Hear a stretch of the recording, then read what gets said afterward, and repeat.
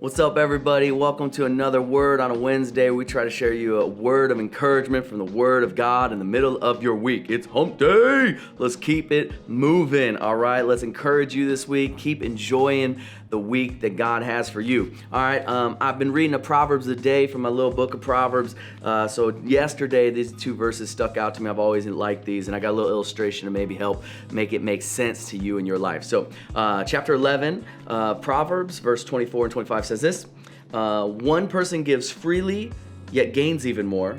Another withholds unduly, but comes to poverty.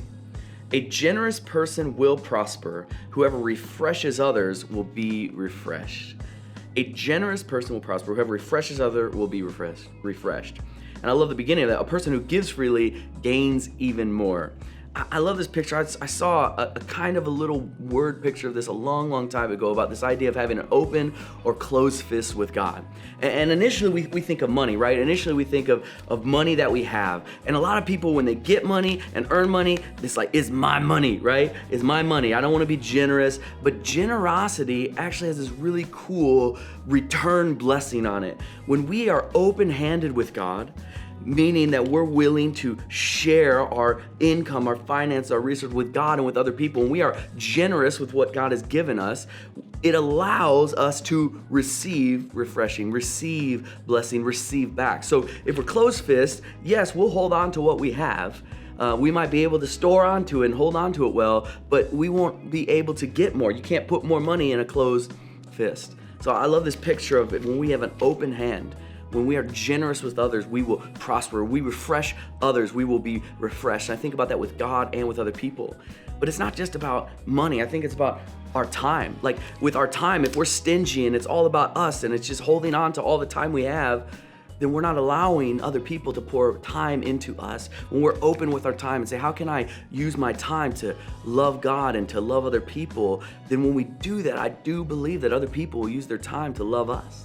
I think it works with our time. I think it works with our stuff, the things that we have. It's not just about our money. It's about all the things that we own and the things that we possess. If we're closed-fisted with that, and it's just about us, just about letting me use it and let it's all for me, then we're not open-handed. We're not able to receive other people that are willing to invest into us with their stuff, with their things. I just think there's a cool piece that happens when we have an open hand with all that God has given us. And I also thought, how do you represent talent? I'm not talented at golf, but golf is a talent for some people. And I've just thought about that. When we have talents and gifts and abilities, if it's just to use for us and to glorify ourselves, then we're not able to be impacted and refreshed with other people. I just think this is a cool word picture. When we open our hand with the blessings of talents and gifts and abilities that God has given us, and we use it for Him and we use it for others, to love others and to love God, other people have the ability to pour back into us. So no matter if it's your talent or your things or your time or your finances, I think whatever we have, we're called to be generous people because God is a generous God.